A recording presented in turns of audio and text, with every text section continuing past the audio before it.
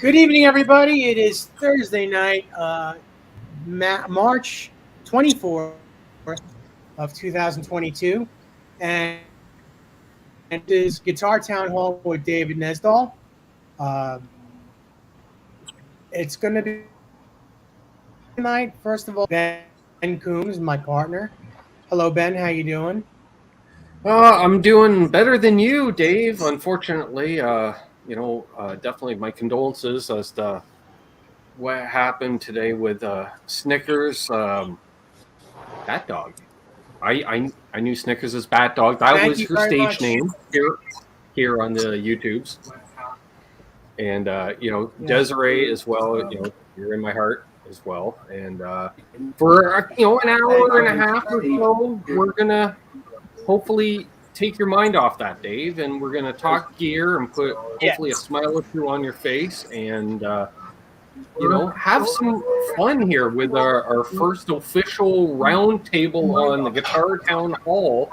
And so I'm just going to get right into it, Dave, and introduce our panel here, and then we'll get into the chat as well, because it's all part of it. Because part of the chat is here, and friends and family. Well, no, haven't seen any family yet. We have the Chad joining us. Dave, thanks for pointing that out. We have BC Rich 581. We have Jer, who you've known for Dave. Dave's pressing all buttons tonight. That's nice. I think he's trying to find out who's echoing. Fashionably late. I just wanted to see who's got the delay happening. That's all. Okay. Fair enough. And so, yes, we have quite the esteemed panel. We have some gear to show off. We have some gear to talk about. And should I do roll call in the chat as well, Dave? And we'll just jump right in? Yeah, let's do roll call. Say hello to everyone in the chat. And I'm sure everyone here knows, again, my dog, Snickers, passed away today. We have Jared. Okay, someone's got some major delay happening. Hang on. Somebody has the video playing in the background. I think he's trying to find out who's I don't know who it is, but somebody is. Okay, it's Guitar Man 45, I believe. Guitar Man 45, turn off the YouTube playback in the background, please. Yeah. Pop out the chat. That's how we do that. Well, I do roll call. We've got Hip Metalworks, Kid Shred himself, Joe Hervey 84, Terry's 3Gs, our #1 moderator and moderator to the stars. Fruitcake Tony, who does his own thing on his own channel when he's not hanging out here. Great stuff, too. Des, in my heart, as I had said. It's great to have her in the chat as well. I Rock Zed Blues, because I'm Canadian. Keith Campbell's here. What?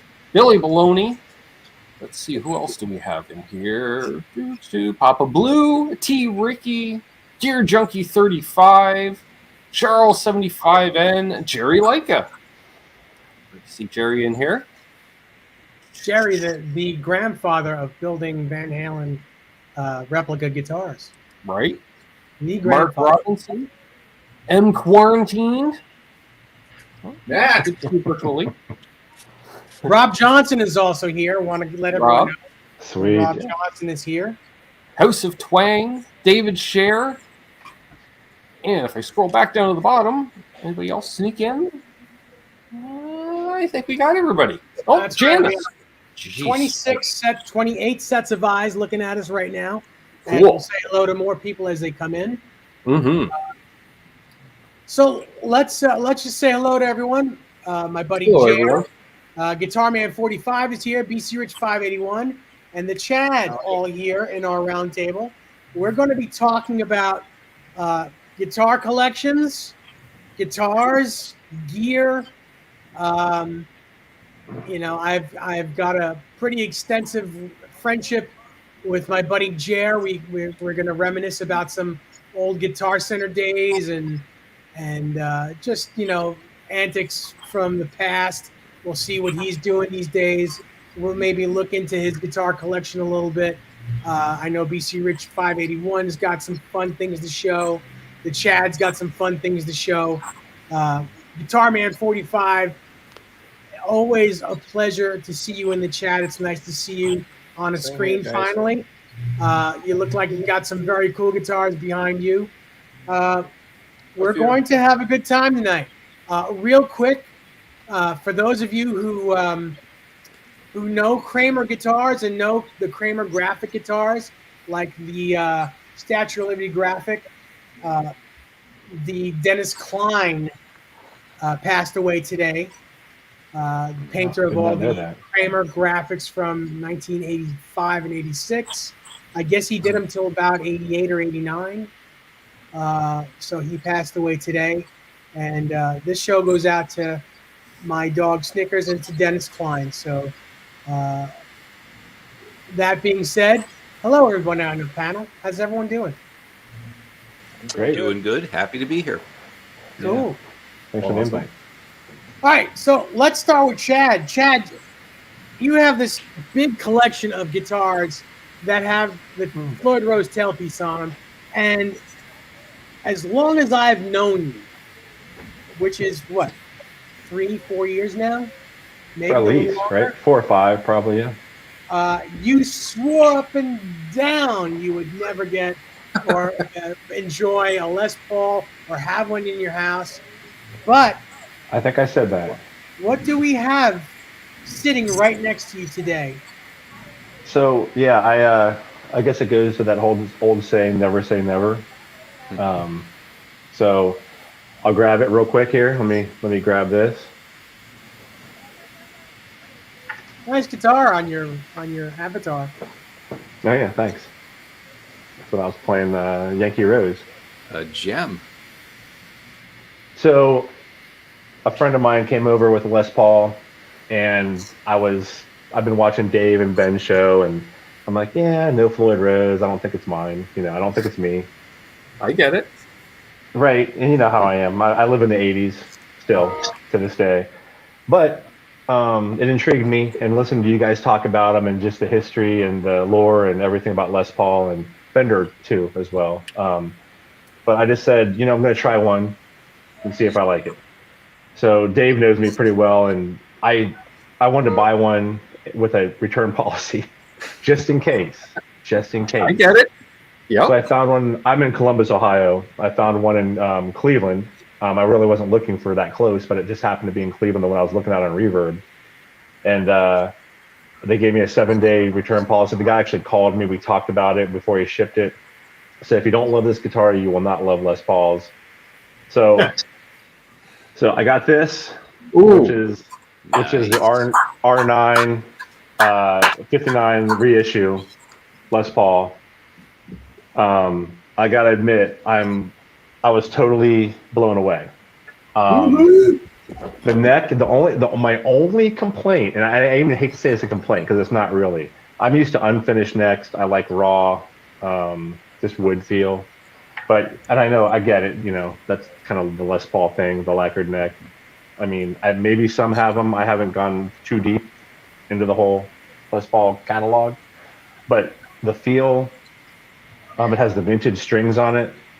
It blew me away from day one. And I haven't stopped playing it for 2 weeks. And I have, as you can see behind me here, a lot of other Ernie Balls, Van Halen, PV, Dave knows. I mean, just all kinds of stuff. And it makes me, it's almost an inspirational guitar. It makes you play differently, in my opinion. It makes me play differently. Mm-hmm. And that's a good thing. Maybe some people might think it's a bad thing, but it's kind of an inspiring guitar to where I am now. And I hope it continues to do that. And I'd like to get more deep into the Les Paul catalog, and which is also scary because that opens up a whole other door of collecting guitars for me. And I might have to sell some things. So do you want to? This is the lemon verse. Do you want to see how close your guitar looks to a real 59? Well, yeah, if you want to pull that off the wall. Oh, don't you have? Oh, okay, yeah. Oh, yeah. Yeah. I mean, this is as close as I'm ever going to get to a real 59. I promise you that. The color, they nailed the color of that aniline red missing. This one here that I'm playing is from Well Strung Guitars here in town. Yep. And this one is actually called Stripe because of the flame top on this one. If you look at this one in real life, the flame on it, this picture doesn't even do it justice. But the guitar, That's nice. your guitar looks. I mean, immaculate. It's amazing. Your guitar is beautiful. Mm-hmm. Yeah, I just love the lemon. I was looking for. I'm not a big sunburst guy, but I don't dislike it. But I like different things. I just love the lemon. I don't know if they call it lemon burst. They might just call it lemon. Well, it's dirty. It's called Dirty Lemon, is what that's. There you called. go. Yep, and it's lightly aged. It's not the Murphy Lab, but it's lightly aged. You can tell that it has some tarnish BOS. here. Like a BOS. Yep. But I know Dave is shocked. I told a couple of friends back, where I live, and they're like, "What? It doesn't have a Floyd Rose on it? How are you playing it?" So, but like I told Dave, it's an amazing guitar. It really is, and the pickups, it just the whole thing.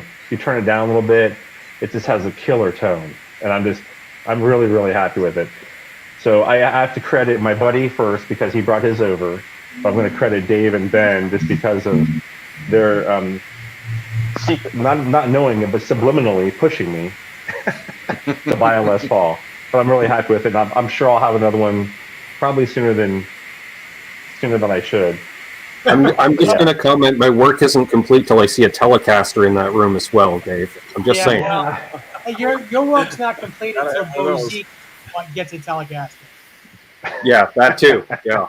Yeah. So, Chad, I want you to know in front of everybody, you've just become a man. That's true. You just had a bar mitzvah. You've become a man. Now I got to give you $188. Mazel tov. That's great. Awesome. Yeah. Very good. Very good. And you have to memorize shit. So is this all puberty back here behind me, or? It's all fun and games until you buy a Les Paul is what it is. Yeah. Well, you'll probably see another one in my collection not too long down the road. So just make sure it's a different color. Those who get ones the same color. Come on. It'll be a different year and a different color. Nice. Awesome. I dig it. Yeah. Next they'll have a real 59 in there. And the rest of the room is bare. Absolutely bare. If you want my advice, I would go for the 1960 burst because I know how you're a fan of Ibanez, and that neck is more Ibanez-like. It's very thin. It's thinner neck, right? Yeah, that's what I heard. It's very Ibanez-like, and get it in the tomato soup color. It is the coolest color of a 60 burst. If I ever have a real 59, like Ben was saying, nothing will be behind me but trees. And this will be gone. Oh yeah, no doubt. I'm gonna say you listen alone. Don't kid yourself. Right. You got a couple of guitars there that are worth some dough, so it won't be that bad for you. Not that much, but yeah, I'm enjoying it. I'm enjoying it. Player grade cough. Player grade cough. Enjoy the guitar. Congratulations. Enjoy it. Thank you. Yeah. Thanks, guys. Appreciate it. So, Jared, let's go to you for just a second. Oh my God, that delay. It might be me. Hang on a second, guys. Let me turn this lower. You've got a lot of guitars, Jared. I've seen your collection grow through the years, and you know how to pick a good guitar. You're one of the reasons, how I learned how to pick a good guitar. One of the main reasons, because I've watched you do it so many times, and working alongside you, I've learned a lot in my lifetime. Oh.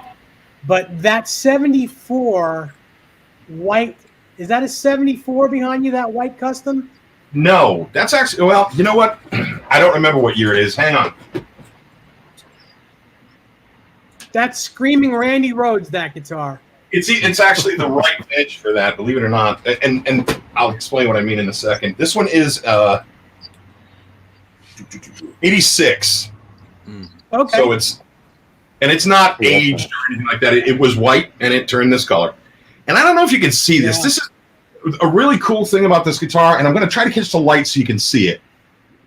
This guitar was definitely a refinished at the factory flame top that must have been a second or something. See all the ripple in it? Oh, yeah, you could see ripples in it, absolutely. And, a tiny little bit of me always wants to think, man, I wish I could see that finish. Maybe like blacklighted or something, but, and the joke is, white I always wanted a white Les Paul, and most people want it for Randy.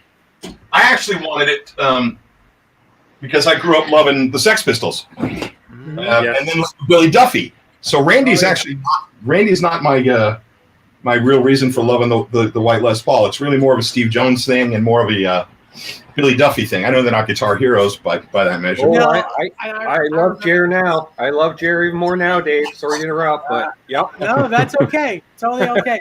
So, Jer, I spy a gold top PV Wolfgang that you own, that guitar, I own, that you own. I didn't know we were doing show and tell. I know that sounds crazy. I didn't kind of predict that, so I'm kind of set up to do vocals and stuff like that in here. Hang on. It's okay. You don't have to show it. I just I spy. Yeah, he does. Yeah. That guitar has been in both of our households twice. Oh, nice. Oh, look at that thing. That guitar was.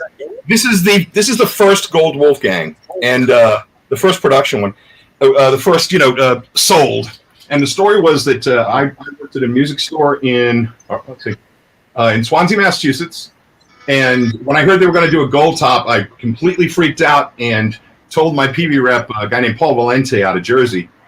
I said, Paul, I hear you're making a gold top. I'm trying to get used to going backwards and forwards. So obviously it's, patent applied for and all that stuff. Well, hang on. There it is. Patent pending, Nice. rather. Sorry. Patent applied for. Listen to me. I'm on a Gibson Jant thing. So I said to him, listen, I got to have a gold top. And I pestered him so much that at one point it showed up to my store in a box. And he said, that was the first production one. Eddie approved it. And I said, Eddie played this guitar? And he was like, yeah, absolutely. He said, we got it back, and the address label was Coldwater Canyon. And I was like, holy shit, do you have that box? And he said, no, obviously we QC'd it, put it back in the box, and sent it to you. Well, so I took the back panel off when I went to see Van Halen, and Scotty Ross brought me back to talk to Eddie. And I had the little panel with me, and I had brought a gold Sharpie, one of those gold paint pens. Sure. And so I told Eddie the story, and I said, man, I would love it if you'd, sign the panel. It would be kind of a cool finishing touch for that guitar. And he goes, yeah, I don't really have the time, man. And I did this. He goes, I don't really have the time, man. And I said, oh. All right, cool. Thanks, man. And it got weird because next to him, this was during the Van Halen 3 tour. And so Gary Sharon is standing next to him, who I know from playing in clubs together in Boston and Providence when we were both, young. And Gary goes, hey, man, what's up? How you doing? You still playing with Chris? My buddy Chris Vidal. And I'm like, yeah, man, it's good.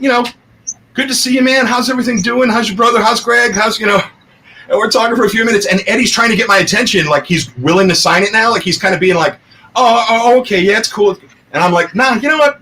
Fuck you, dude. Sorry for lack of. I really was. I was just like, you know what? And I wish I hadn't been. And it was pricky of me. But, it's like one of those moments, like you're standing there and you're meeting your hero. It was my first and only time meeting Eddie. And I was just like, wow, fuck me. I was just on fire. And I talked to him, talked to Sammy. Mike I had always seen at NAMM shows. So he and I hung out, and I didn't talk to Eddie again. I just stayed away from him on the other side of the room. It was just like, there's a picture of us, and you can tell I'm just kind of like, whatever. Like, it was the saddest, worst, angriest thing. And, it came around. They were actually, they did those Frankies, the cheapskate ones, like I've got back here. Yeah. And I ordered it as a birthday gift for myself in, I want to say October. And it didn't show up for, 4 or 5 months. More than that, I think. Whenever it was, I ordered it for my birthday, and it was back ordered for months and months. And it showed up, and it was a rat. I mean, just a total piece of shit. The neck needed to be shimmed. I put the Stu McDonald shims in it to make it right. I had to throw a real Floyd on it because cheap Floyds are, Floyd, I put new Floyd. I put real Floyds on all of those. Cheap Floyds like cheap dates. It's just like, fuck this. I put a real Floyd on it. That was really it. It was just about like shim the neck, put a real Floyd, got it rock solid. And I was still thinking, I got like 30 days. Maybe I should return this thing. And I had gotten it at $17.99. They later made it $19.99 while I was waiting. So I was like, I'm not getting hurt by owning the thing. It'll be all right. And then I realized that it hit. Somebody said to me, the guitar. Oh, I was thinking of canceling it. That's what it was. And when it showed up, and it was kind of a rat, I made a comment to somebody and said, man, honestly, for $1,800 and sales tax and shipping and everything, I'm not a $2,000 guy, $2,000 guitar guy. I like finding $3,000 guitars for $400. I think that's more my speed. Yeah. And so I was going to send it back, and somebody said, dude, you bought it for your birthday and you received it on Eddie's birthday? And I was like, oh my God, it is Eddie's birthday. I got to keep it. So that's when I did the neck shims and the trim and got it working, and it's nice. I mean, it's a fun thing. It's like I can't say I'm ever going to be like, oh, I got an idea for a song, and I'm like the joke is this is the Dirty Dozen. I don't have any other guitars here. This is like it's deliberately set up so there's like a Gretsch hollow body, a Soar, Classic Pro, Classic Pro. Then my favorite Les Paul is the White Custom. That one's just super low action, real buttery, real fast guitar. Then hey, here's another guitar Dave. This is. Oh wait, my old Strat. Your old yeah. Yeah, my old really? 61 Strat. I bought it from you at Guitar Center and sold it to you. It's a 60 actually. It's not a 60. That's right. Yeah. 60. Great 60 guitar. Dude, that Strat. Badass. I have a lot. Well, Ibanez, Strats, Les Pauls. Like I have a lot of all of them. That's probably my favorite Strat to record with. It just records fantastic. Today I was recording some stuff and I'm using this because I need to get it done while I'm kind of working and I can't blast an amp today. But I'm using this Fuchs Overdrive Cream plug-in from Universal Audio. It's great. I mean, it's kind of like the Dumble on your computer, whatever. But sure, that Strat absolutely beat the fucking daylights out of the Soar. Not even close. And I mean, the Soar feels like it's made out of a single piece of concrete. For a bolt-on guitar, you'd swear it's a neck through. It's just so solid. But that Custom Shop Relic, that thing's just nuts. It absolutely. Guitar. Yeah, it's a really good guitar. I remember it being really good. But that's the purpose of this wall. Is because this is kind of where I'm writing songs and recording and demoing stuff. It's got to be different shit. So there's a Dan Electro baritone. There's a Gibson Robot if I feel like a weird tuning and I'm feeling lazy. There's a PRS. And you know what, Chad, you should investigate this. Because if you're getting into Les Pauls, but you like unfinished necks, I didn't like. Yeah, I was kind of. For years, whenever a CE came in, I was like, that's not a real PRS, stupid bolt-on neck. And I told Paul that one year at a NAMM show, and he said, what are you talking about? And I said, well, people who like real PRSs, I mean, a bolt-on's like a cheap PRS. That's like he said, it's the same neck and body. We use screws instead of glue. You're an idiot. And I said, well, why would you do like Paul? Sounds like Paul to me. Yeah. He had and so, this one's an old CE22. I want to say it's a 2008. Is that cherry? Black cherry, yeah. So Dave and I went down a road with PRS guitars. Oh, we went down a rabbit hole, all right. Yeah. I used to have Dave's old guitar and ended up selling it actually.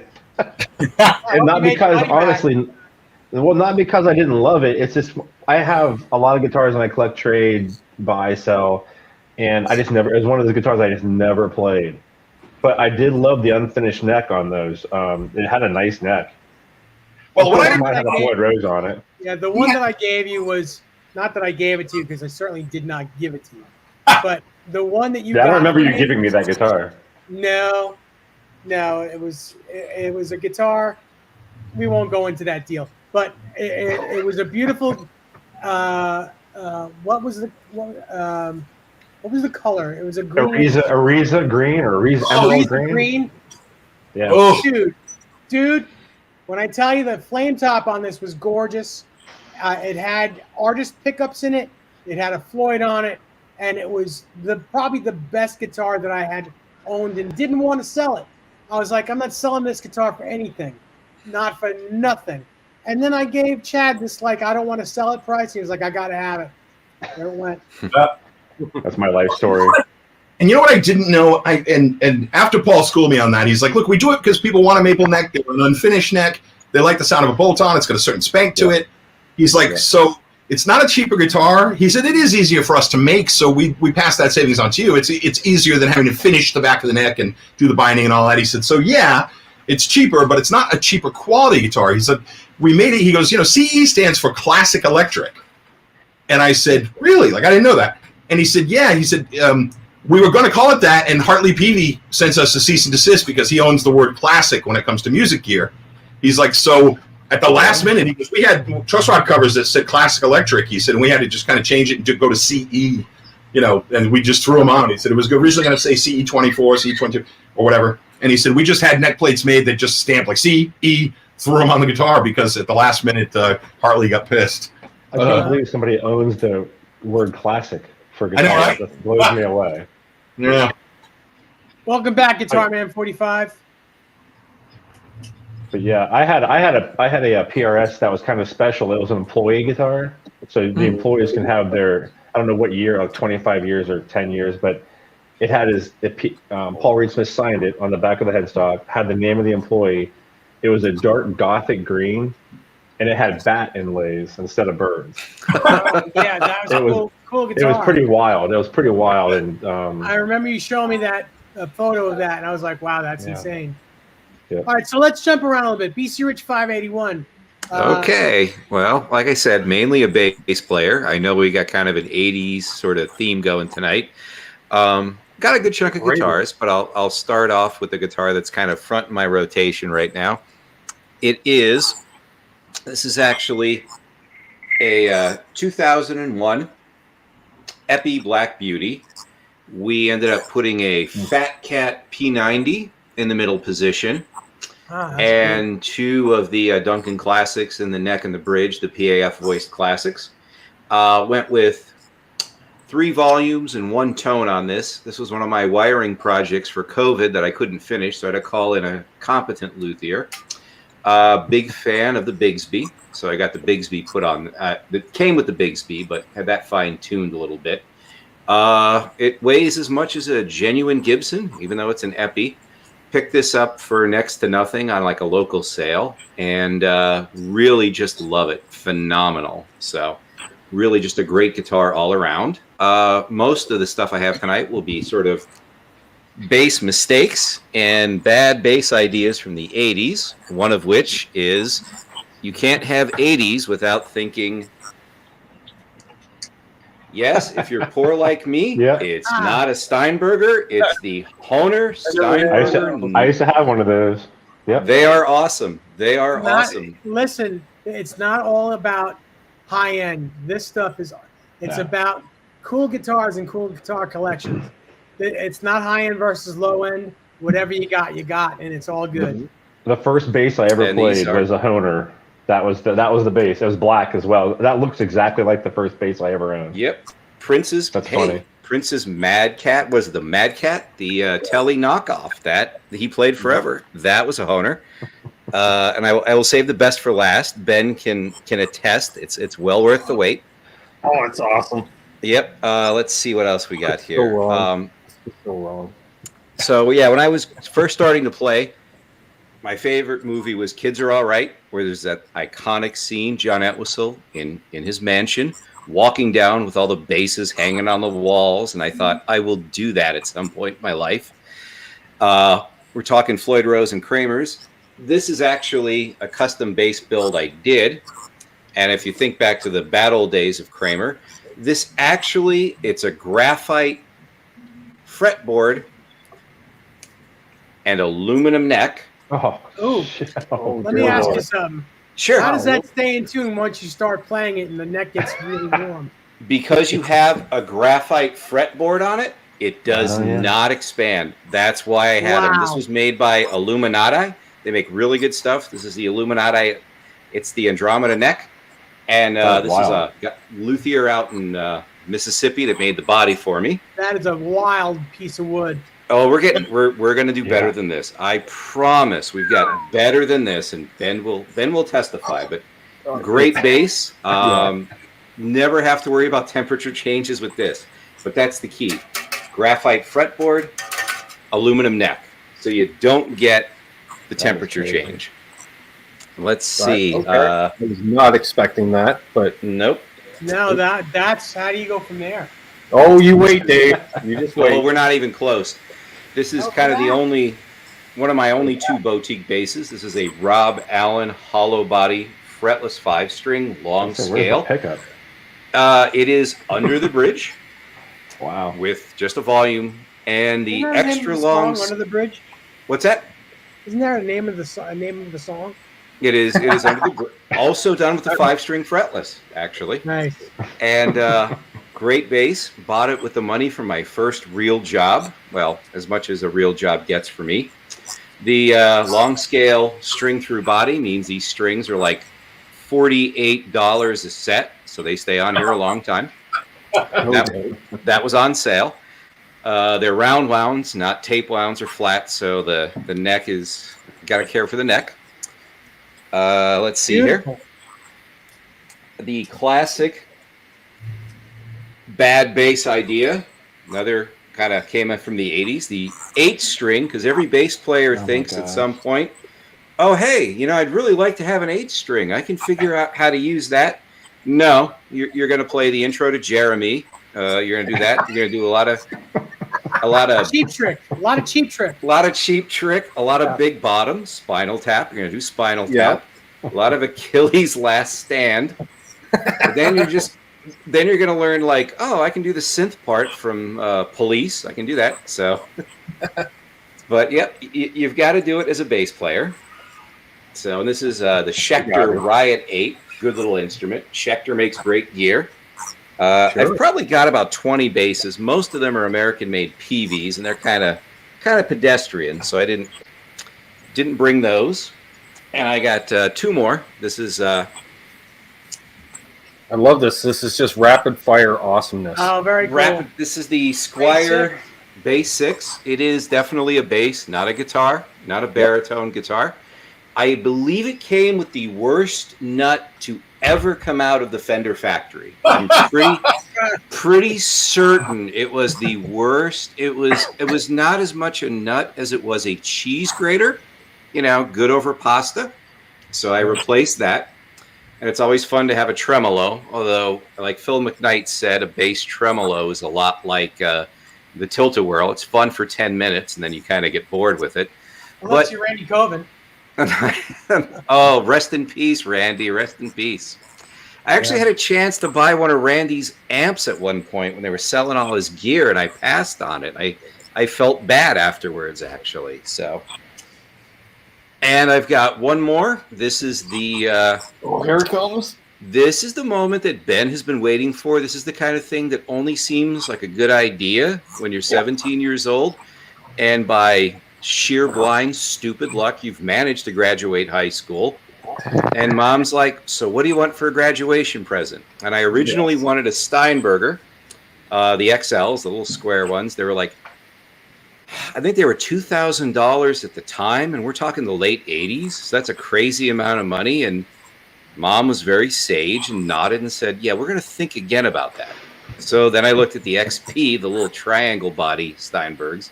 Didn't get that. So I went to a guy who ran a guitar shop out of his garage. Oh, the best. Always the best when it's out of your garage, and lived across the street from me, even better. Oh. Yep. And he's like, well, let me give this a shot. He's like, let me call around. I got a couple dealerships. Ibanez makes a headless. There's a few others. He goes, but I've got something I think I can do a little better for you. And he came back with this little gem, which, to my knowledge, is the only one of its kind. And when you see it, you'll know why. One second. Oh boy. Oh yeah, Dave. Oh, this is This is the great. 80s in a nutshell. Oh. And Love here it. it is in all of its glory, ladies and gentlemen. Oh This my God! is, to my knowledge, perhaps the only headless bass BC Rich ever made. Wow. There may be a second one in existence. Maybe a second one that was featured at NAMM, or this might have been it and sprayed over. It's hard to tell. Wow. Boy, that's I have amazing. had it. That's pretty Yep. awesome. Uh, It is. Yep. That would go really well in my 80s basement right here. Gotta Oh, tell God. you, I do love the color though. That I color got is to- the right color That's a blue. big blue. I got to I pick love the the color. fact, Dave, it's the same tuners on it, that if it had a headstock or not, it's got the same tuners. And as you might This imagine, is just like, screw it. yeah, retrofitting headstock tuners to the bottom of the body presents certain challenges, but at least you can use regular strings. And by BC Rich custom standards, pretty simple electronics, actually. You know, you got your volume, your blend, your master tone. You've got 2 coil taps, an in-phase, out-of-phase, and an active passive. That's simple. Wow. By BC Rich custom standards, yeah. Yeah. Yeah. Yep. They got a lot of switches. They got a lot of switches. Oh, yeah. Wow. That's pretty Yeah. cool. Yep, and the case that came with this is roughly the size of a Ford F-150. So, It would have to be. yep. It would have to be. Even though it's That's so headless. fun. Even though it's headless, they only had one body. Oh, That's it's crazy. crazy. Like that too. Guitar Man 45, can you turn your volume up a little bit? How do you do that?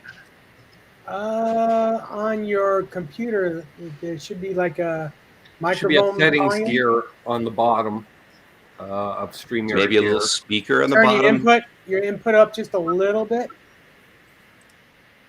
See if we can get that to work a little bit better. That better? Yeah. Hey, let I me can hear you better. Yeah, that's it. It's a little bit better. Can you hear me now?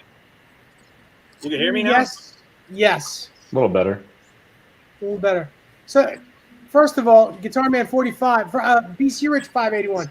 Man, that's a cool collection. I know it's just a little part of your collection, but very cool choices to show us. Awesome Well, thank stuff. you. And we're going to get back to all of you on your beginnings and stuff. We'll find out a little bit of your backgrounds. But let's go to Guitar Man 45 and talk about some of his guitars real quick. Well, you hear me, right? Yeah. Yep. Okay, good. Well, I got the guitars I got here. This is just some of the ones I have. I mean, this is actually a studio machine shop. I have a machine shop. I don't know if you guys could see back there, but there's a whole machine shop behind me. All right, so I kind of work and play at the same time. While those CNCs are running, I come here and mess around. So the That's ones that I great. did bring, yeah. So I didn't know that we were going to be showing guitars, but Well, yeah, show what you want, but you can at least talk about them if you like. here, this is like today's or this week ES335. Oh, very cool. Is that black? Yep, it's an ebony. It took Gibson about, 9 months for them to make it for me. So, I mean, they specially made it. So, it took a long time, but this was during the COVID times. So, I don't know what took so long. Got another Gibson Les Paul right here. It's got really nice flames on it. It's the Bourbon Burst type standard. This one's a couple years old. So I've been jamming on this one this week. So every week I kind of change guitars when I'm here. Behind me I have, a Gibson SG61. Then the next one's the Gold Top Gibson. After that, that's a Carvin 50 anniversary Carvin DC 400 that I bought. I don't even know. This was like in the 90s, I think. Next one's a PRS. That's a CE, right? But this one's a semi-hollow. Okay. And I got another ES335. Fender, that's a 2001 Fender Strat. And then a Telly right behind it. Cool. And is that another Carvin, like acoustic electric thing in the back? Oh yeah, that's the AE 185 I bought. That was in the 90s as well. Yeah. Nice eye, Dave. Yeah. Kidding Below me, it's that, I 40 got a years couple of of music pulse retail. here. Hold on a minute. I got a Gretsch. I'm just going to say Guitar Man 45's space here looks like the back room of the coolest guitar shop ever. Yeah. Like the smallest guitar shop, but like the cool part. The part Yeah. you've always wanted to go to. Yeah. It's the part that back in the day just reeked of cigarettes and stale coffee. And there's old men just solving all the world's problems back there. And if you try to look back there, it's like, get away, get away. It's like, Yeah. And that's where all the cool stuff happens. Oh, yeah. Look at this. So this is a 12-string Gretsch that I picked up, I don't know, a couple of years ago. Oh. Oh, hello, Mike Nesmith. Yeah. Well, I play a lot of tunes these days. Very cool. So the question is, the high string on top or the bottom?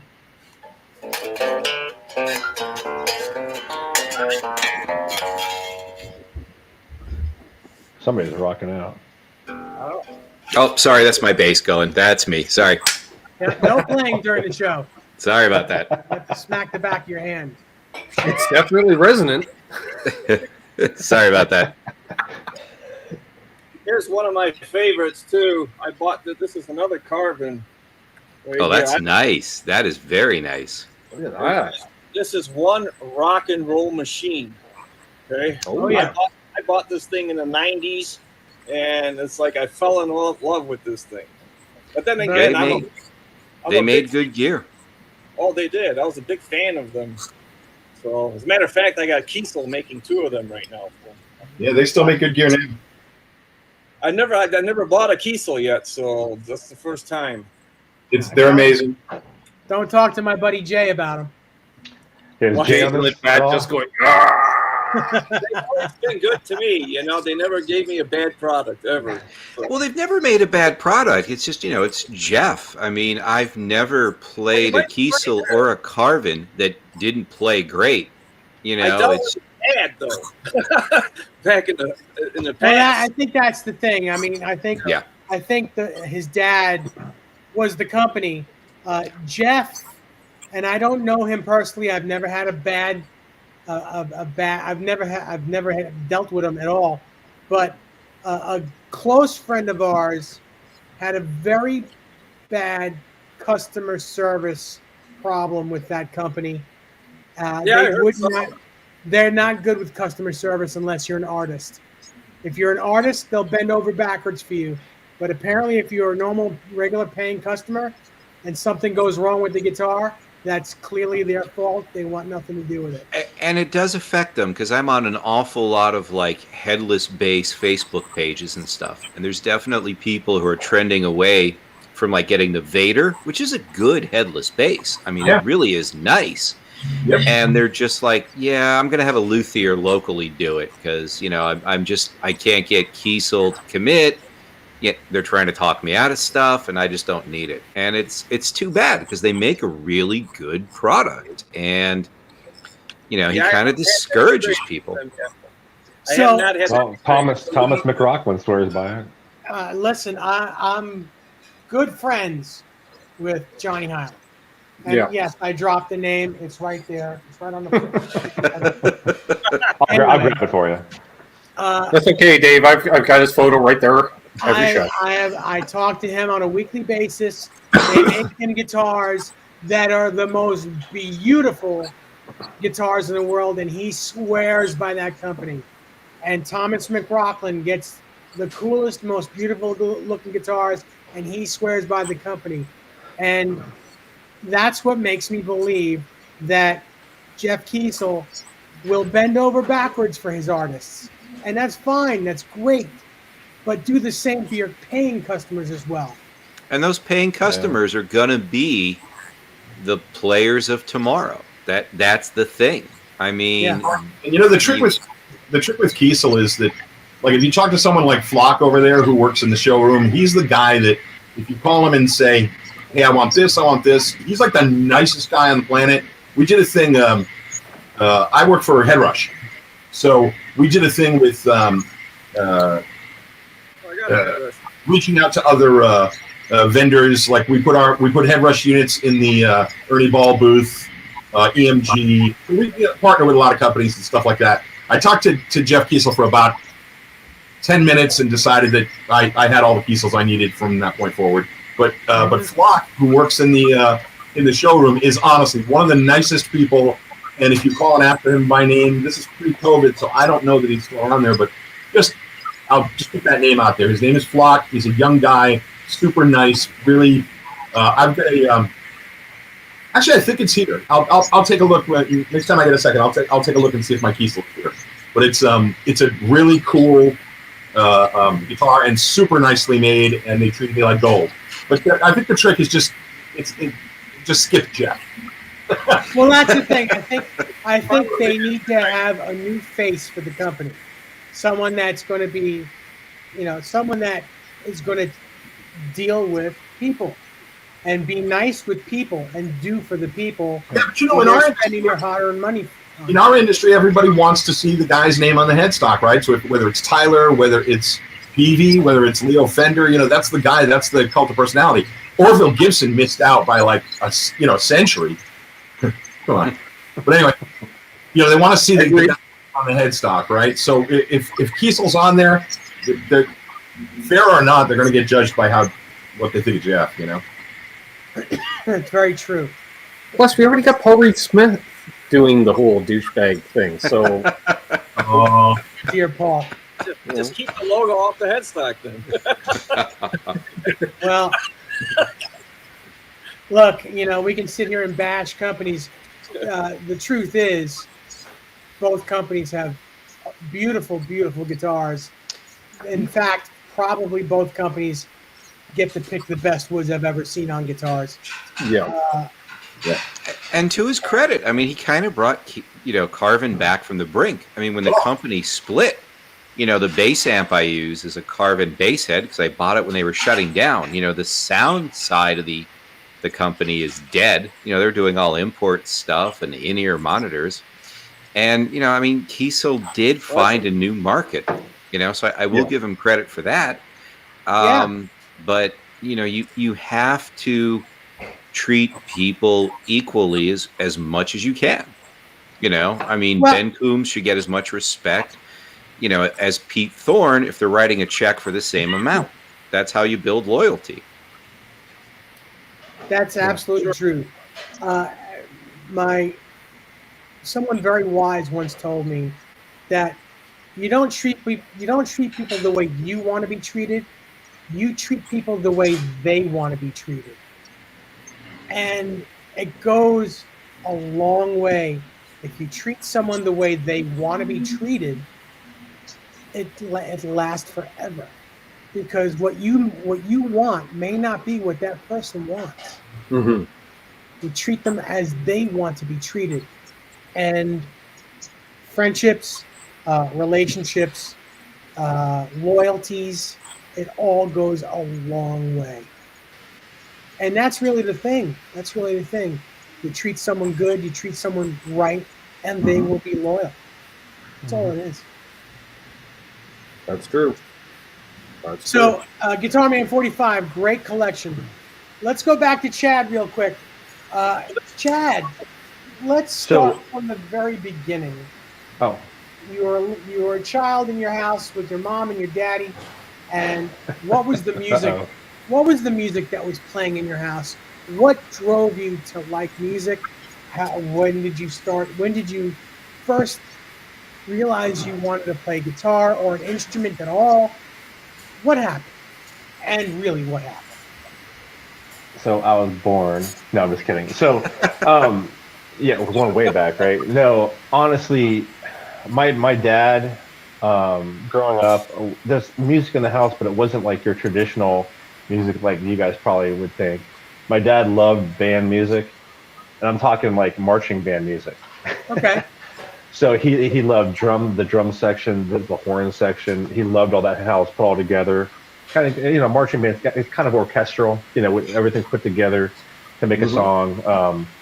And growing up, I mean, my dad played normal music, like he liked the Beach Boys and things like that. But he just loved marching band music, and being in Columbus, Ohio State University, Ohio State marching band, one of the best. So growing up, I was part of that whole thing with my dad, and he loved it. But really, more friends got me into music, and junior high school, late grade school, junior high, started listening to like AC/DC, things like that, Led Zeppelin. And back then, I'm like, Jimmy Page is the greatest thing ever, which is kind of funny because I just got my first Les Paul. But what turned me on to everything, and I think Dave, you've heard the story before, and so many other people that you've done shows with and we're all friends with, Live Without a Net, Van Halen changed my life. I must have worn it out by pausing, rewind, pausing. Yeah, there you go, pausing, rewind. By the way, 34th anniversary today of 5150. Okay. March 24th, 1986. Wow. Yeah. Anyway, long story short, a lot of us have similar things if you're a Van Halen fan, but I paused and rewind, and my dad took me down, and we got a Kramer guitar, a 100 ST, red, sparkle red, one pickup, Floyd Rose, and I just sat there and tried to figure out exactly what he was doing, Cathedral, Eruption. And I'm like, he makes it look so easy, I can do this. Well, not really, but you think you can because he makes it look so easy. But that's how I just got into music that way, by friends and just playing by ear. And Van Halen got me started, and I just got into the whole 80s rock scene, and that was kind of it, honestly. I could do a quick rapid fire, though. I did bring over a couple guitars. Yeah, please do. So, let's get and I'll go here. And I will say this real quick. So I did start. Let's make sure I don't roll over any of these guitars in my chair. Yeah, don't do that, especially the Gibson. We already had one headstock. I put the Gibson back. It's over there. Yeah, but I see a couple of my old guitars there. Yeah, right. Yeah, right here. Yeah. Hot for Teacher. But I started collecting Axis BFRs recently from all the past years when they put them out with the limited editions. And I just got my latest one is I just got the Double Trouble that just came out. Yeah, that's cool. That's nice. Which the Axis Next, the BFRs just feel so much different to me. They're unfinished. It just plays great. It's a beautiful guitar with the back is the same as the front, double bound. Very cool. That is wild. Then kind of a rare one. I have a few of these, but this is one of my favorites. It's a rosewood neck. Wait a second. When did you get that? I've had this for a while. Dude. But you don't see very many rosewoods. And what the funny thing is, it's not a custom shop. Supposedly the story is, I don't know if it's right or not, so I don't know, but Eddie said, I guess PB made these, and then Eddie said, do not put those out because I'm not a rosewood guy. And then when later, they basically put them out after the fact. So there's a few of these floating around, but I have a couple rosewood PB Wolfgangs. And I love the top on this too. Oh, it's beautiful. That's awesome. That's got to find its way to my living room. And then this one is always a favorite. I've shared this before on your show. Oh yeah. This is a custom shop. They call it a Tiger Quilt. It has striped block inlays on it, and the matching headstock. That is very nice. That is quite impressive. Yeah, it's a great guitar. I remember when you first got that. Wow, This that is is one of hard the to first beat. ones. Yeah, thank you, Matt. This is one of the first ones when I started collecting, this was one of my first bigger guitars that I got. I like the And black then- Onyx Pia. Yeah, right. And then this is very special because there's 26 of these in the world. I owned one of This those. is- It's a gold top, Ernie Ball, EVH. Whew. I bought this, and this is probably one of the prize collections or prize pieces in my collection for sure. No doubt. But yeah, you don't see many of these in person. That's for sure. And then my The final one. Yeah. What's that? The one that I owned had a black headstock on it, and it was Yep. said to be the one. It was said to be the one that was in the centerfold of the right here, right now album cover, but it's Well- not. I found out that it wasn't. There were two of them. Well, Actually, make me there were like 5 of them made or something like that, and I got one of the 5. But it was said to be the one that was in that Yeah. photo. Well, when I spotlight bought me it. real quick. This one in the big picture here, Eddie's holding the gold with the black headstock. Correct. But anyway, my last guitar is a real deal lawsuit, Charvel, that before Eddie put the kibosh on them making the straight guitars. Oh, wow. This is from the early 80s. Eddie said, no, you cannot make straight guitars, and a few of these got out. That's so And awesome. Dave and I have a mutual friend who's a big Charvel guy, and I got this from yeah. him. Yeah, that's a great yeah. guitar. I'm glad you kept that one. Yeah, I've had some people offer me quite a bit of money for this guitar. Oh yeah. Oh, definitely.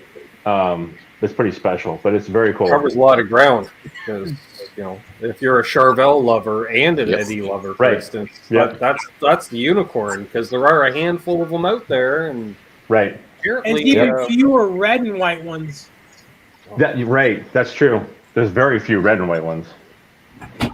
But that's my rapid fire for my couple crown jewels in my collection, fun guitars. Very that's some cool. really cool pieces there. Yeah, thank you. Appreciate it. Yeah. All right. Since Jared So, left like, for a second, let's go to BC Rich. So how long have you been playing bass? What started- drove you to bass, first of all? What's that? What drove you to play bass? So I was it was weird. Everybody I sort of knew picked up the guitar around 14 or 15 or started playing drums. And I was kind of like really deliberate about it. And I was talking to some of my friends and I was like, well, what else does anybody do? Because I knew I could not sing. That was like, and they're like, well, there's the bass. And I kind of did the math on this and it was like, okay. So all you guys are playing guitar, nobody plays bass, but you're all going to need a bass player. So as long as I'm even halfway decent with this, I should be able to find a gig. It was Right. really kind of that like deliberate. I was like, well, I I'll had that do exact that. same conversation in my head at age 14. I know Yep. exactly where. That's Exactly why I right. started on bass. That's And exactly I- right. If you're a good bass player, you will always have a good gig. And that's at age 14. And my mom was kind of like, well, it beats like rolling dice and playing Dungeons and Dragons. So let's look around. We had a family friend who had a recording studio, probably still does to this day, actually. And he worked at a store that was a big PV dealership. And I had done some research a little bit on this, and I was looking at maybe a Washburn. I even, everyone's like, well, you got to get a Fender P bass. And this is in the mid 80s. And I didn't know anything about bass at the time, but this is the absolute basement of Fender. I mean, this is as bad as Fender ever got at that point. Mhm. And I remember I went to try a P bass, and I was like, even as someone who really couldn't play, I was like, this doesn't feel comfy. This is like off. And then this family friend said, well, why don't you give PV a try? And went in.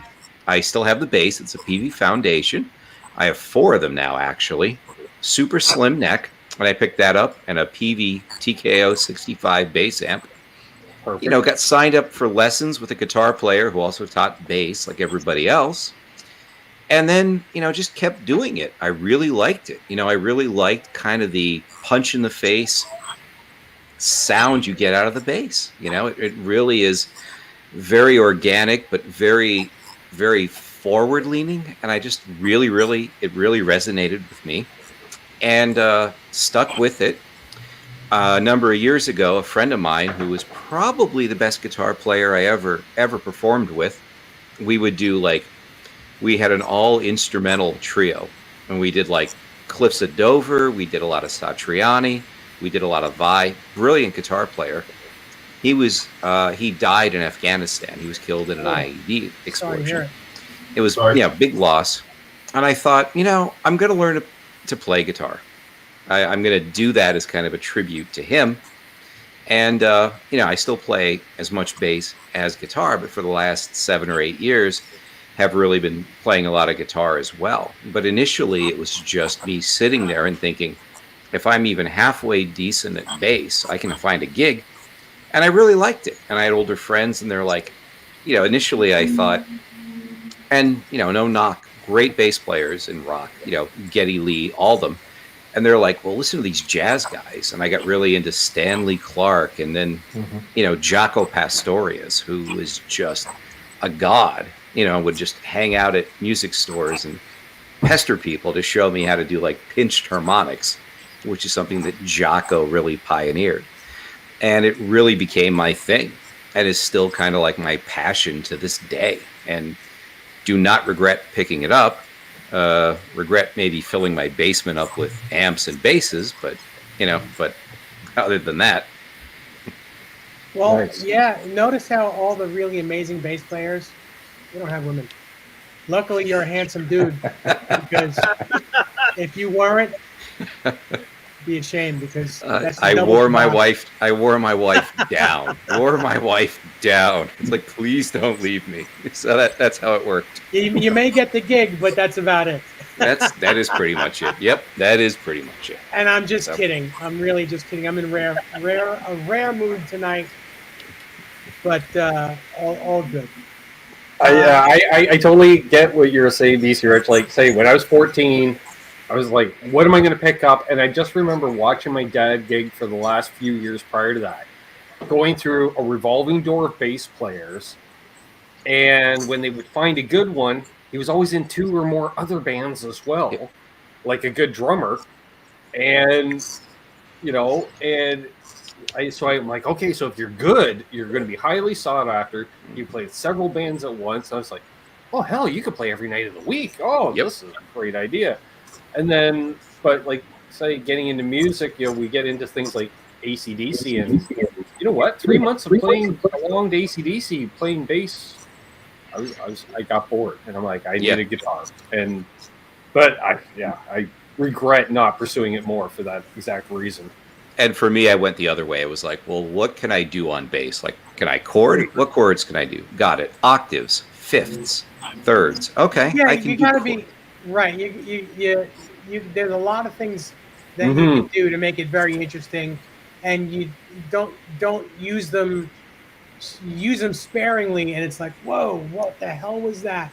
You use it as a secret weapon instead of using it all the time. Yeah. You just sit there and play at a low end, and if you're not noticed, you're doing what a bass player is supposed to do. And then somewhere in the song, you hear something weird, and it's like, it was really cool. Chances are it was the bass player doing something that's not, you don't really expect. And especially when I was first gigging out in the 90s, that was when the Chili Peppers hit, and even, some of the one-hit wonders like Spin Doctors and stuff, where bass players, for the most part, couldn't thumb slap. And I had taught myself how to do that. And that was like, oh, you can do that? Okay, great. And all of that, like you said, that was kind of the music that was out there at the time. And if you could do that, you always had a gig. As long as you were a solid player, So, and like you said, you could do that.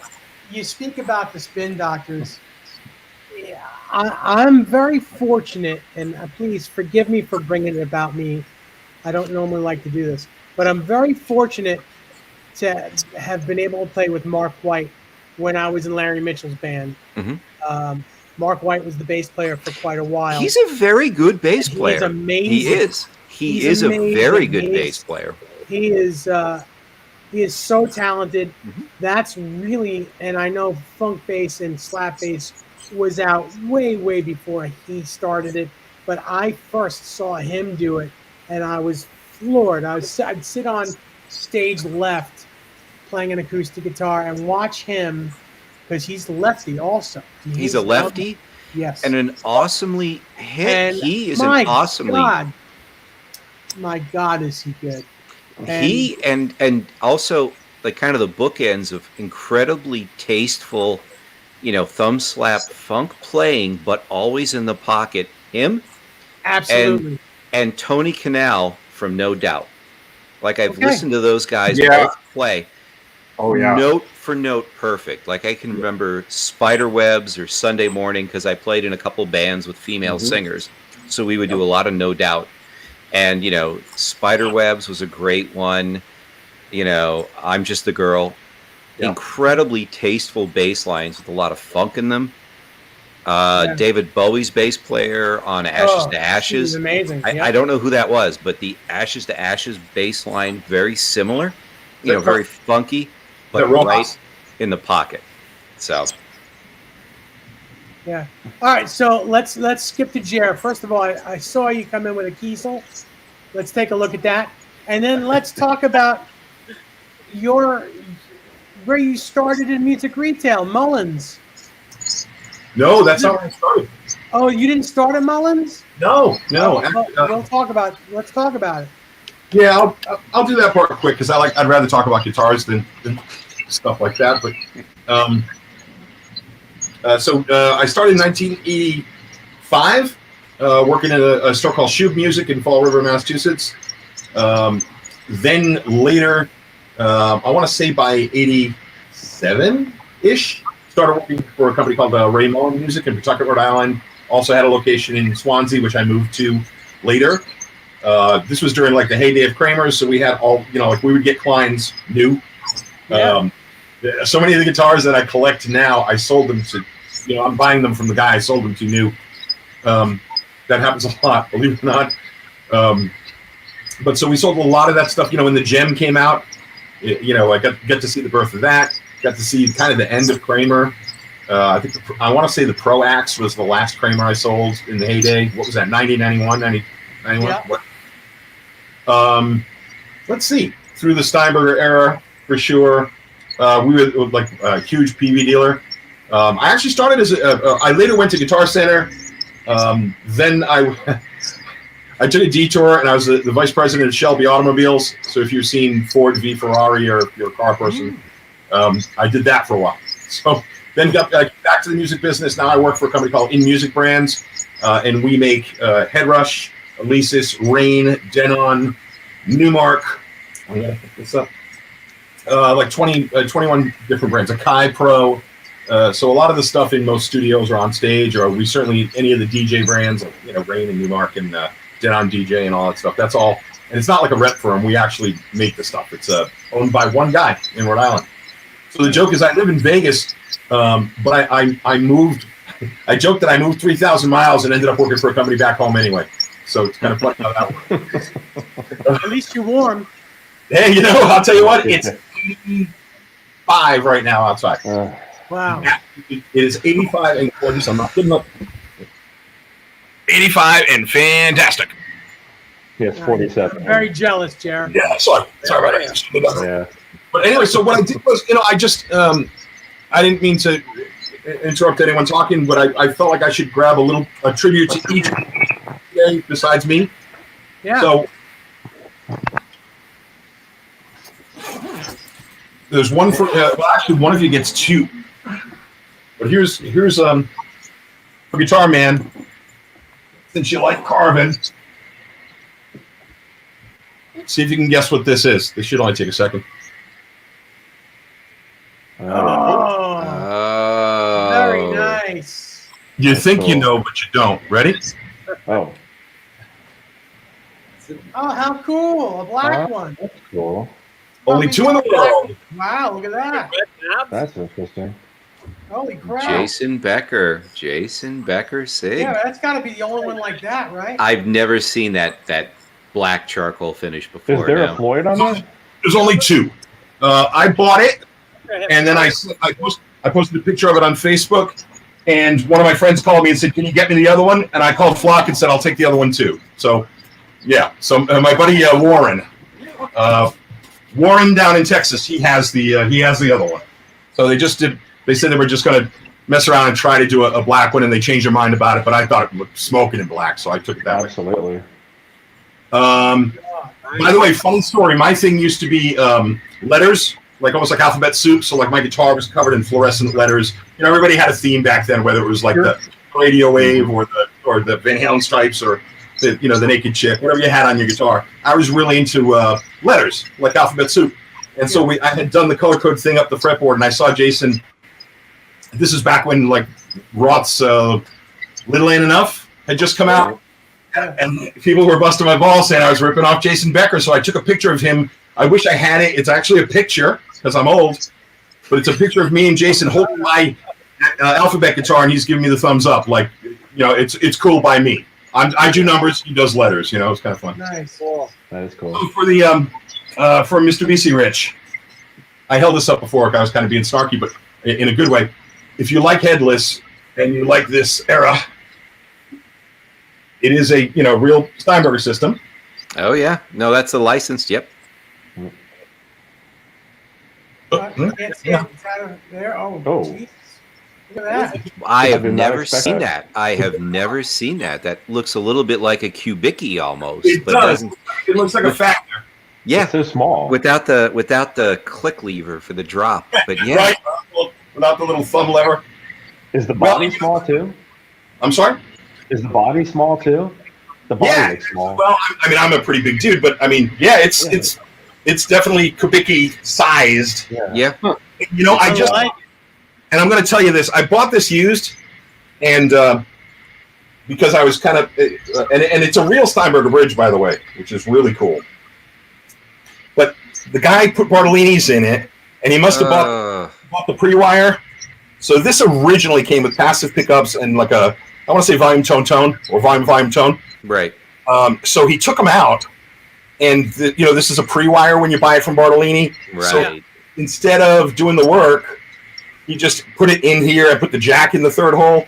So the good news is, as soon as you see a Steinberger bridge, what pickup should be in it?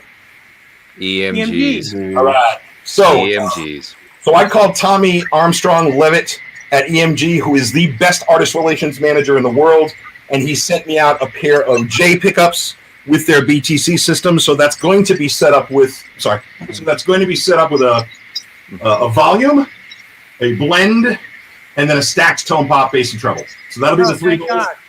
And then I'm going to put a regular a jack back in the bottom, and all will be right with the world. As it should be. As it should be. Right. Double ball strings, Steinberger bridge. Gotta have my EMGs, right? You have to have EMGs. Yes. So, and as soon as it comes in, then I'm just going to sit here and play like Big Money and Marathon and all those. And that's Awesome what you should bass line. Big money. Awesome bass line. And since we're talking about PV basses, It's a Cirrus. It's a Cirrus. I can tell by the look of it. It's a Cirrus. Those things are fantastic. it's a satin Wow. I could not afford one. I could not afford one. style headstock kind of. I don't know if you can see the carbon fiber pattern. Great Yeah, bass. one of the early ones. Well, so Great you know bass. what?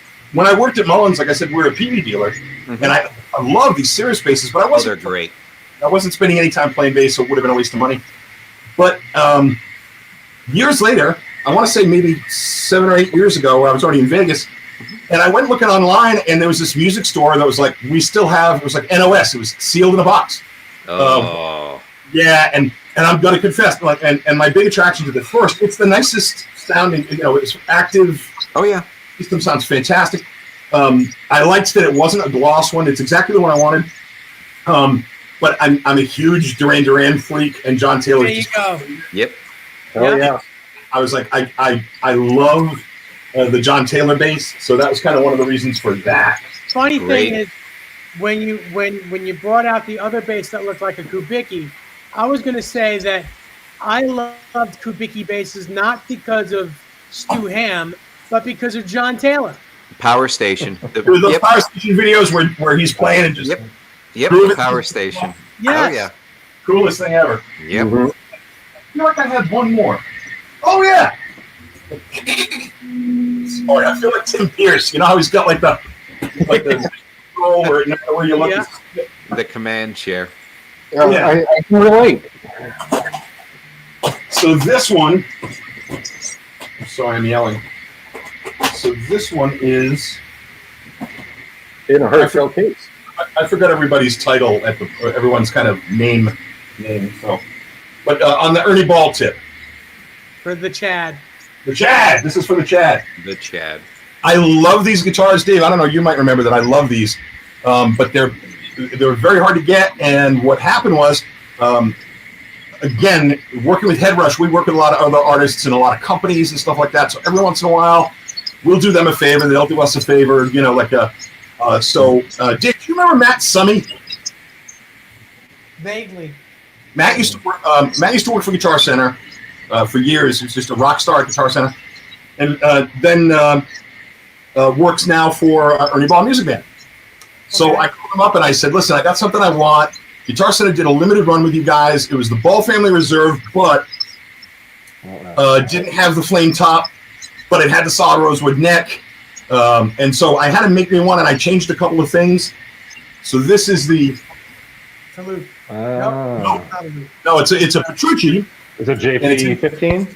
Or no, it's a JP. What, Six, what number? 15, I think. 14 or 15, right? Yeah, And it's a Paizo. It's a JP. Yep. Period. And it's in Starry Night. That's, And that's gorgeous. What's cool about it is it's got no inlays. Yeah, that messes me you're a up when big I'm fan playing. of that. I remember. Yep, I don't like You're a big inlays. fan of no inlays. That's nice. That's nice. But it's still solid rosewood, and they still do the gloss, but they stop right there, so you get the unfinished neck. Yeah. You know, all the usual stuff. I'm trying not to hit the ceiling. Yeah, the Paizos are great. But it's the only one. You know, it's a 1-on-1. It's a Starry Night, no inlays. But I left the pickups the way they do them with the Liquefier and the Punch Lab because they sound fantastic. I mean, that's just a super nice pickup set. That's So, very cool, man. nice. So that's all my show. That's all my show and tell. Get on to somebody else. Okay. Very Well, cool. I just wanted to speak to the room. You know? let's get to Guitar Man 45 real quick. We'll do this, and then we have a segment that we call the Lust List. And I want each and every one of you guys to tell me if there's a guitar, a pedal, a bass, a car, anything in the world that's on your lust list that you want, that you're gonna have, that maybe you're gonna get soon, or you're working on getting. But let's go to Guitar Man 45 and tell us a little bit about you. When did you get into playing guitar? What kind of music was playing in your household when you were younger? Well, my household, my parents are from the old country, so they're really all Polish. So my father and mother started me on the accordion originally in '72. So I was, 11 years old, and I played that for about a year or so, and I just had to play the guitar. I tried talking to my dad, and Dad, I got to play guitar, so he finally got me a guitar in '73. And he took me to this music store in Hamtramck, Michigan. I mean, this is a complete Polish town, okay? There's this little old man in there, and gear stuck to the gills everywhere, and he pulls out this Crestwood copy Les Paul. And I was telling my dad that I have to have this one. And so I played that one for a while, But then I started seeing real Gibsons and Les Pauls. I've seen pictures of Peter Frampton and guitar players, that was like 74 or something like that. Finally in 76, I got my real Gibson Les Paul is a wine red 76 custom shop. So I bought that for like $500 or $550 or something like that. And love that thing. From that point, my parents sent me, I went to Wayne State University for classical guitar. I studied classical guitar for about 2.5 years and graduated like in 78, I think, or 77. Don't remember, one of those years. Van Halen just started at that point. So where I've seen him open for Black Sabbath here, which he totally blew Black Sabbath away at that time. So it was amazing. Anyways, I started bands already in '79, and it was on my own band that I did, and probably gigged for about 5 years all around everywhere in Detroit. I jammed with Jim McCarty, Mike Stills from the Romantics. Mitch Ryder used to show up all the time with us, and we used to jam every Sunday here. Every Sunday we had this spot, and it's like 10 of us, we all jammed. A lot of blues because Jim McCarty kind of took over everything over there, but it was cool. He taught me a hell of a lot, you know, and I had a lot of fun with him. So, but I more or less gigged everywhere, all the way to about 85. I stopped around there, around 85 already. So it was more or less the drugs was kind of coming into play, and I tried to get away from all of that. Everywhere I looked, it was there in front of my face. So, but the sex and rock and roll was excellent. Yeah, 2 out of 3 ain't bad. not bad at all. So, but you know, I kept everything from that point. I built a whole studio. I got a complete studio here. I mean, I have every piece of gear you could think of. I have 49 years worth of stuff I've collected for years. I have every amp, every Marshall, every you start naming them, I've got them here. So, And you know, isn't it funny for someone who's been around a while? And I get this sometimes where people say, "Oh my God, where'd you find one of those?" And I say, "I had it when it wasn't cool." yeah. Or they say, "You know, that's a great vintage guitar." You say, "You know what? I was buying and selling '63 Strats when they were just fucking used guitars." That's right. I got 2 Marshall Plexis here that the 73s, the Super Lead 100s, modded with a master volume in the back. That was my gig for years. I mean, you just turn that sucker up, and man, it was the most awesome sound you ever had. You didn't need no boosters or any of that stuff, you know. Wow. I put some reverb, chorus a little bit here and there, but And you better be playing a big room. that's Yeah. right. Hey, really quick, guys, let me pay the bills for a second, and then we'll go on to our next segment. For any of your pedals, if you're looking for a specific pedal, guitar, even merch, T-shirts, whatever, what have you, check out Flipside Music, flipsidemusic.com. They will set you up. They've got all the coolest stuff. Also, in about 5 hours, the 5150 show will be doing their show on what is it, Live Without a Net? I guess the anniversary of Live Without a Net. They'll be talking about that. And on April 13th, I'll be on the Fruitcake Tony show called Halenville, where we'll be talking about the 5150 guitar. Anything you ever wanted to know about the guitar, I know a lot's been said about the guitar pretty much whenever I hold that guitar in my hands. It's probably the one of the most talked about guitar that I've ever dealt with in my life. Certainly more than the Frankenstein, I think. So check that out. 9 p.m. Wednesday, April 13th on Halenville with Fruitcake Tony and his boys and girl. But don't do anything until after this show. So don't check anything out until after the show. Also, if you're new to this channel, please subscribe.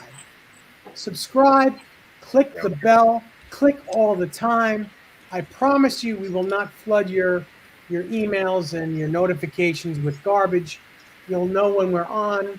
I don't do a whole mess of Dave's not a spammer, folks. I'm not a scammer. I don't do any of that crap. You'll know when we're on. You'll know what we're talking about, and please join the show. Thanks to everyone. I'm going to say thanks to everyone on the panel right now that have been here. Thank you to everyone that's joined us in the chat. I'm sorry I didn't get to any of your questions. If there's anything that you guys want answered, please leave them in the comments below, because I answer every comment. He does. I look at every comment every day, and I answer every one of them. Also, if you love the show, and believe me, this is not, you don't have to do this, but you can do a super chat. You can any type of tips you'd like to leave. It all goes back into the show. It does not go in our pockets. Me and Ben do not make a dime on this. All it does is it goes right back into StreamYard and whatever we need to make this show happen. So thanks to everybody. Thanks for all your time. Thanks for coming to watch us every Thursday night at 8 p.m. That's pretty much it. I know we normally say goodnight by now, but we're going to let it go a little over because I still want to get to the Lust List and any final thoughts that anyone on the panel may have. If anyone has any questions, please ask. We'll be looking at the chat now, and we'll be checking it out and answering your questions. And leave comments, please. It helps the algorithm of the channel. It does. If you leave comments, even if it's a negative comment, just leave a comment. I'll say thank you. I'm not going to tell you to fuck off. I may in my mind, but I'll never tell you that. That's my job. No. All right, so first of all, I want to thank Andrew for the donation there. 5150 show. Cool. Appreciate some New Zealander dollars. Yes, New Zealand in the house. And Yeah. that's the reason why they're 5 hours ahead of us, because it's actually tomorrow there. Yeah, it's already tomorrow and stuff. He's at work currently. Yeah, that's the thing. He goes live in 5 hours, and that's evening for him tomorrow. It's crazy. And I threw the link to our friends at Flipside Music in the chat, folks. Please check it out. It is an affiliate link. I get a couple of shekels. Dave puts the super chats in this. I use the shekels from Flipside to run my channel, which you can check out from time to time too. Yes. Shout out to Mike, who's new to our channel too. Mike Olson, who's saying, hey, he's been learning a lot from us. Recent subscriber. Awesome. Welcome to the community, Mike. I'm going to kick off the Lust List here, Dave. Okay, please do. After I say thanks to Thomas and Mike Olson. Appreciate both of those guys. Awesome. I fell in love. Our favorite neighborhood pedal builder, Lawrence Petros at LPD Pedals, have been starting to tease on the socials of a new pedal coming out. And when I first heard a tease about it, I texted him immediately, and I'm like, "Hey, what is it?" And then he told me what it was. I'm like, "Oh, okay." So I fell in love with it because I've actually had a prototype of this pedal, which was released today. I don't have the faceplate, so I can't show it exactly. The 109 degree distortion, which came out, and so I threw it back on the board about a week and a half ago. There's the prototype here. Where's the original faceplate? Can't show it, but yeah, I can. There it is. Oh. Originally, it was called the Vermin distortion with a 4 knob, which is sort of like basically a rat with an active bass control circuit, which is amazing. Really cool. There's some demos that dropped today. Available through mailing list only, and this thing, I was like, oh, there's the tone I was missing. I love the look. I like plain orange. Yeah, well, I think the limited run there, the bare casing with the black base plate, he just happened to have an orange housing. Like, literally, I'm like, what's that you're talking about? He's like, yeah, that's the pedal I sent you last June. I'm like, oh, snap. And this thing has been a secret sauce for a long time, which I revisited. So, yes. So I'm relusting over it, Dave. So still in the honeymoon phase. Very cool. Yes. Very cool. Chad, how about you?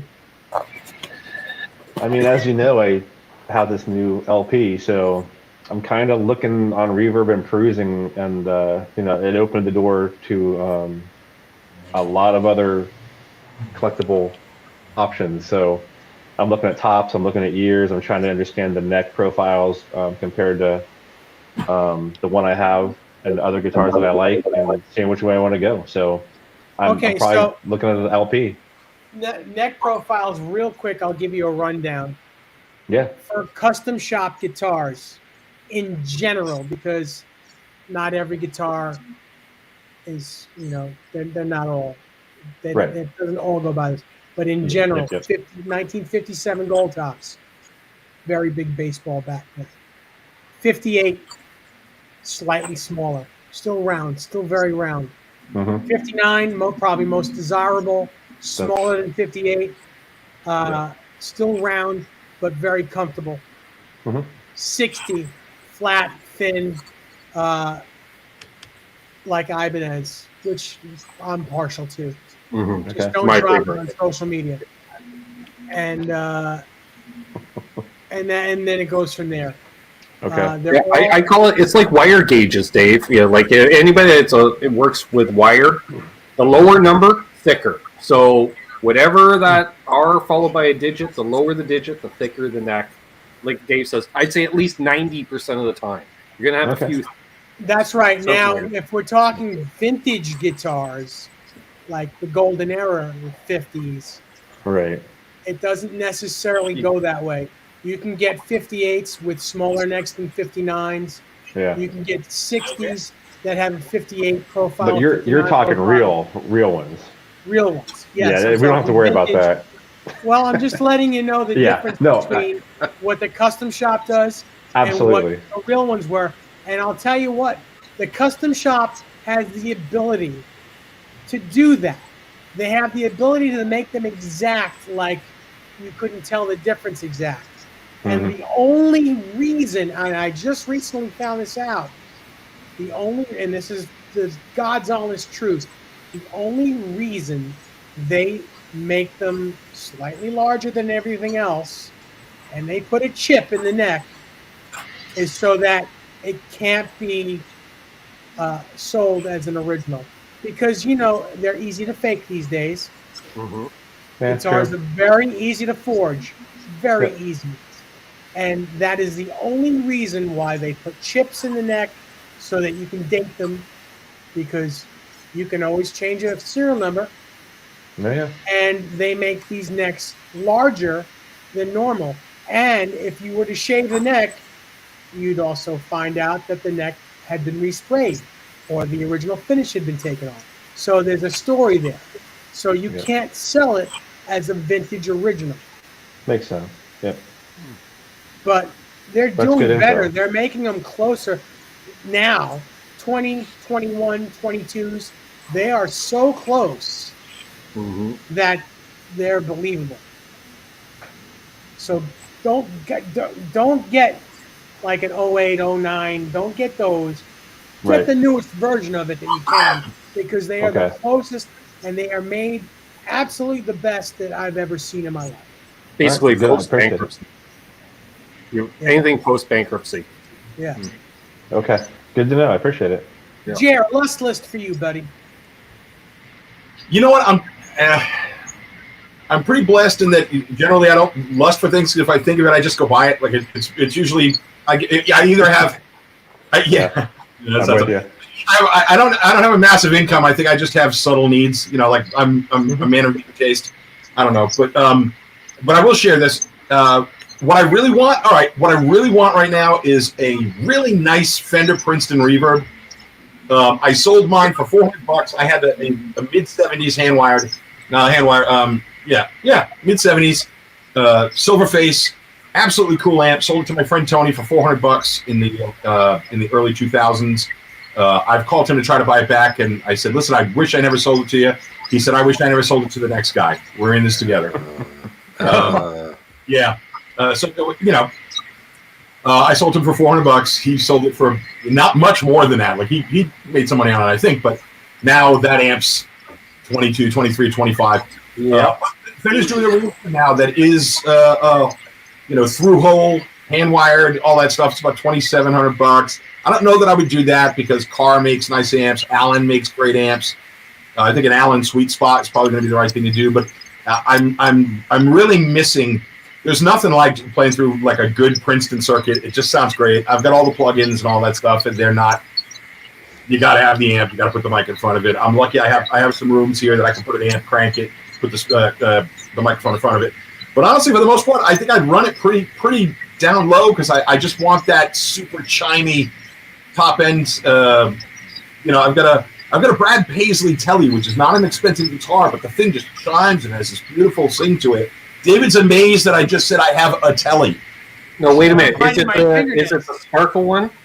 Yeah. It is. It's the Relic Sparkle one with the. I know. Yeah, that one. It's got a very unique pickup set in it, and it's a very light wood. It's got a cap. I can't remember what they capped it with, but as soon as Jared said he had a Telly, I went like this. Well, and I'll tell you, since then though, I have a. And I've always, the funny thing is I've had a Telly for years and people say, you ever going to buy a Telly? And I say, no. I have one on the wall in my house, but it's like an autographed, John 5 did a clinic. And so I got a guitar and he signed it. It's a Telly, like Telly Deluxe, black with the two humbuckers. The Keith Richards, John 5 guitar. So that's on the wall in the living room, but it's like, I'm not a Telly guy, but I bought a G&L, I want to say, is it Blues Boy? ASAT Blues Boy, yeah. Yeah, it's a powder blue, really cool guitar. Yeah. And so I'm loving it. I actually bought that because there's a custom builder here in Las Vegas who makes stunning stuff. I mean, like from lumber. There's no CNC. Nothing against CNC, by the way, because I've got a friend named Greg Mara that makes these wonderful. Like you can tell him whatever you want, and he just does it. He works with Frank Falbo, who's Stevens Tech. Like I told him, I want like a Strat. But I need the adjustment little wheel area on the heel, and I want the gem style jack. Oh, very cool. Routed for a Godot 1996T, and I want a swimming pool route, and I want it to be a single piece of ash, and it's a gorgeous piece of wood, and it's hard to get wood right now, but he delivered it in no time, really reasonable. Greg Mara, Marra, GMG guitars, Greg Mara guitars, but he does all kinds of really cool custom parts.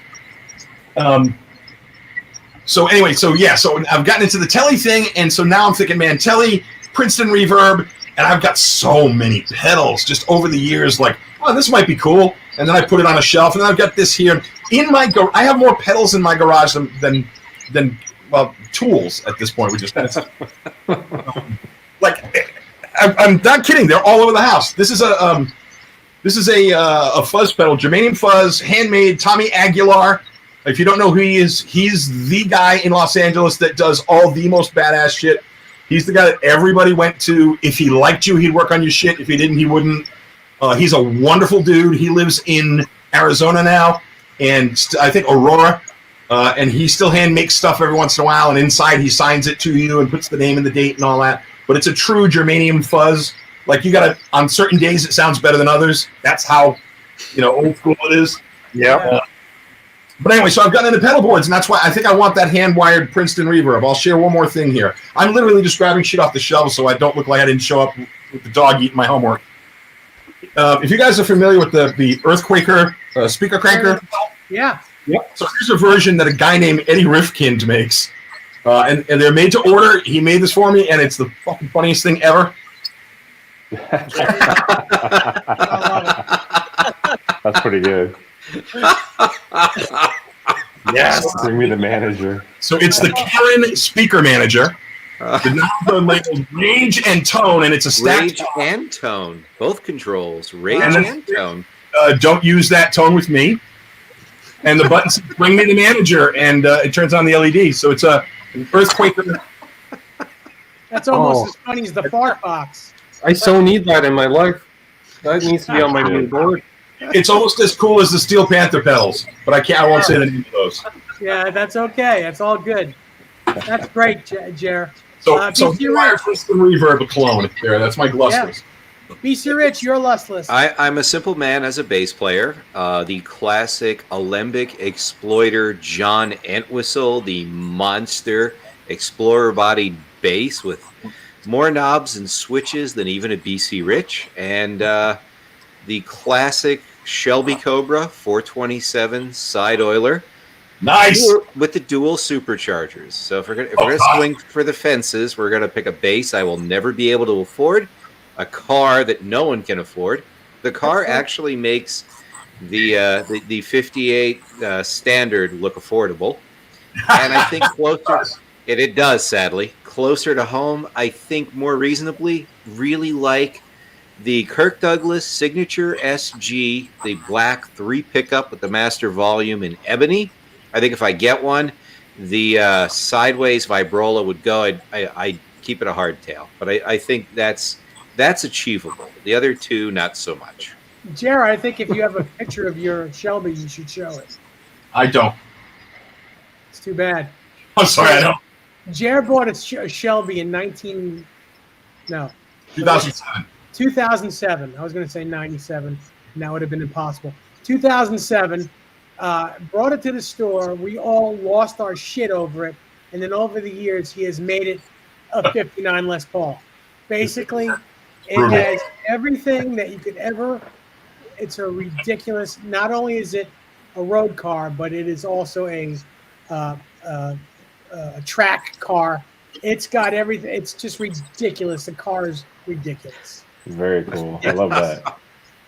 Very cool. It was so cool that as a gift, me and a couple of the other guys painted his office the colors of his Shelby.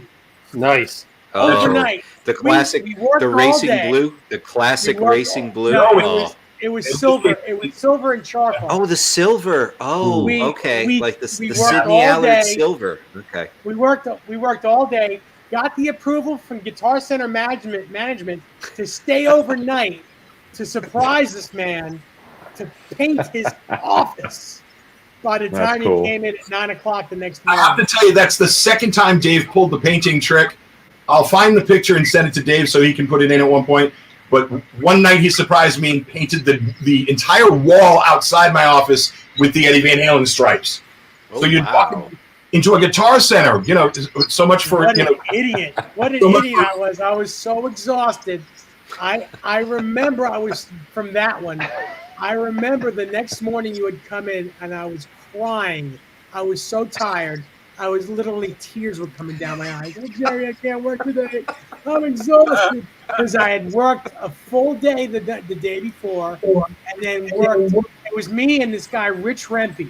The two of us stayed all That's night. great. And we painted this. And you know what? It's hard to do on a guitar. And a guitar body is this. It takes weeks to do. Weeks. We did this humongous wall in one night.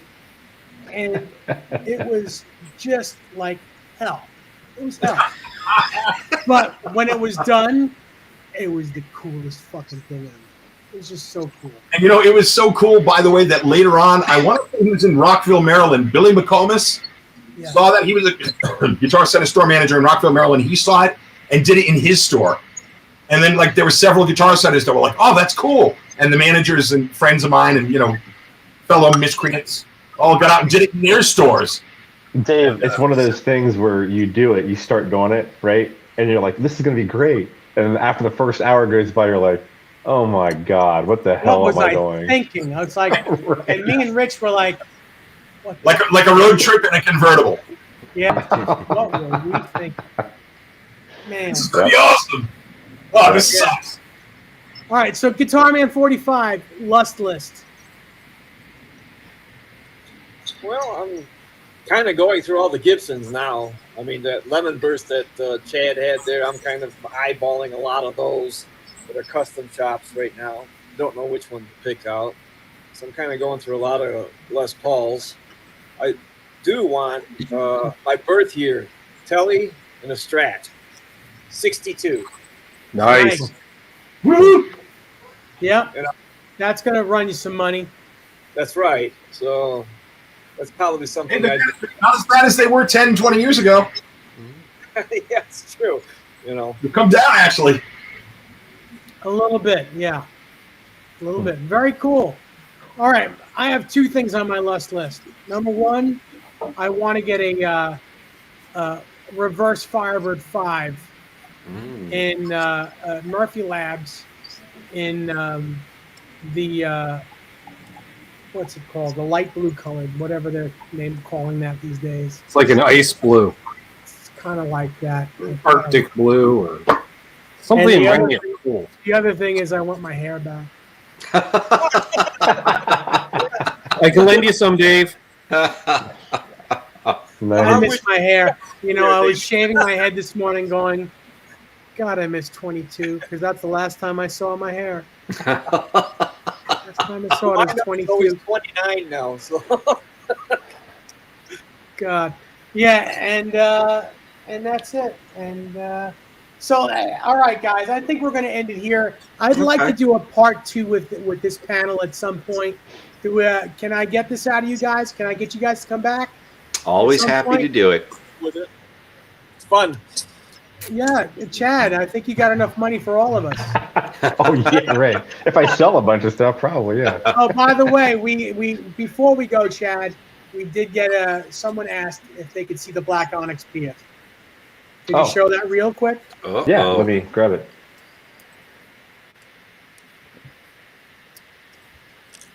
One more time, guys on the panel, thank you so much. Yeah. Jer, BC Rich, Guitar Man 45. I'll say thank you to Chad. When we do end, stick around. We'll say goodbye Okay. off air. But thanks to everyone in the chat. We'll be back next week. I don't remember if we have a guest. I'll look it up. We in a minute. may or may not. Yeah, I'm like literally. Do we? I know we just got a few guests. I don't remember the dates just yet, which is my bad because after today, I'm surprised I remember what my name is. Mm. But Chad, let's see that guitar. Well, he does that. I'm scrolling. Oh, back. wow. Oh, Oh, yeah. Yeah, see, I want one of those too. well played, sir. Well played. Yeah, it's pretty that's wild. got that's got my vote. That's This if is you're gonna buy a gem style guitar, that's the Oh, one. I didn't know the spring cover had that fleur-de-lis on it, too. it's magnetic too, so And it just pops magnetic. right off. There's a That's the best Pia color too. Yep. It is. That's This in the green, in my opinion, this in the green. I have the green one back there as well, but this one is just. I love the black. The satin black is just killer. Yeah, that It's was great. sharp. That's a gentleman's guitar right there. It is.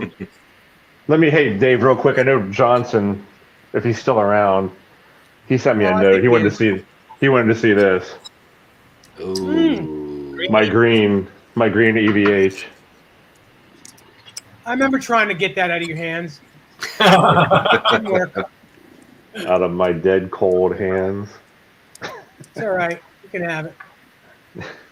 Such a cool collection, Chad. Great guitar. Yeah, I'll- like you, I'm thank you. not really into those guitars a whole lot, but the ones that you have, I'm like, oh, look at that! Oh my, like when they grab my attention, it would be like, Bozique would look at a bunch of my tellies and go, ooh, yeah, but you might be wondering, wow, well, that one's kind of beat up, and why is that like that? But yeah. Yeah, I mean, I have neat I have stuff. a bunch of 80s and 90s stuff, but at the same time, I think I have something for everybody that somebody would appreciate. You know what I mean? Oh, you It's do. not just all bright green or bright purple, whatever. Well, I don't know. I tell you, I still want the PBK that you got. Man, Those of you who don't know what a PBK is, it is an Ibanez gem. It's black with white pickups and white pyramids. Mm. That's cool. Yeah, that guitar. you know I'm getting it right now, right?